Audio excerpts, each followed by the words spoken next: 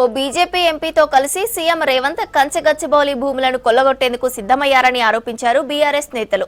అన్ని ఆధారాలతోనే BJP MP పేరు బయట పెడతామని చెప్పారు. భూ కుంభకోణం అసలు సూత్రధారి సీఎం రేవంత్ రెడ్డినే అని చెప్పారు. 3D మంత్రంతో మభ్యపెట్టి రేవంత్ సర్కార్ పేద ప్రజల బతుకులు నాశనం చేస్తుందన్నారు బీఆర్ఎస్ నేతలు.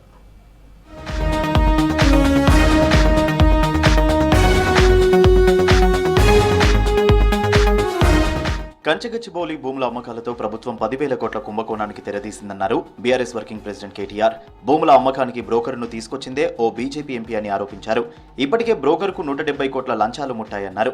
బీజేపీ ఎంపీ పేరు ఇప్పుడే చెప్పనని, ఆధారాలు పూర్తిగా సేకరించాక ఒకేసారి బయటపెడతానన్నారు. రేవంత్ రెడ్డి బీజేపీ ఎంపీ కలిసి 60,000 కోట్ల హెచ్ఎండిఏ భూములు కొల్లగొట్టేందుకు సిద్ధమయ్యారని ఆరోపించారు కేటీఆర్.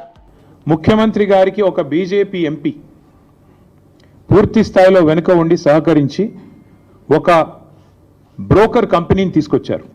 దీనిలో అన్ని నిబంధనలు మొత్తం అన్ని చట్టాలు నిబంధనలు సుప్రీంకోర్టు తీర్పులు అన్నిటినీ తుంగలో దొక్కారు. ఈ ట్రస్ట్ ఇన్వెస్ట్మెంట్ అడ్వైజర్ అనే కంపెనీ వారికి రాష్ట్ర ప్రభుత్వం ఇప్పటికే 170 కోట్లు, దాదాపు 170 కోట్లు, 169 కోట్ల చిల్లర వారు ఇప్పటికే లంచం రూపంలో చెల్లించారు. హెచ్యుకి ల్యాండే లేదు, హెచ్యు ల్యాండ్స్ అన్ని మావే అని గవర్నమెంట్ ఎందుకంటుంది?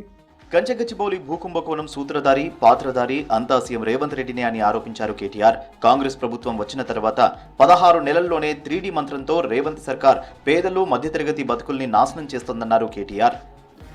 ఒక అడవి నమ్మడమే నేరం అంటే, బ్యాంకులను మోసగించడం ఇంకో నేరం అంటే, కాని భూమిని తమది కాని భూమిని అమ్మడం ఇంకో నేరం అంటే, ప్రజల డబ్బును కూడా దోచుకున్నారు. ఇప్పుడు ఈ వచ్చిన 10,000 కోట్లు ఏం చెప్పారు? దీని ద్వారా పేపర్లో లీకులు ఇచ్చినారు, వాళ్ళ పేపర్లలో రాయించినారు, మొత్తం రైతు బంధుకు పెడతాం. పాపని అదన్నా చేసినరా? ఈరోజు వరకు 5,000 కోట్లు కూడా దాటలేదు రైతు బంధు, అది కూడా చేయలేదు. మిగతా 5,000 కోట్లు ఎక్కడ పోయినాయి?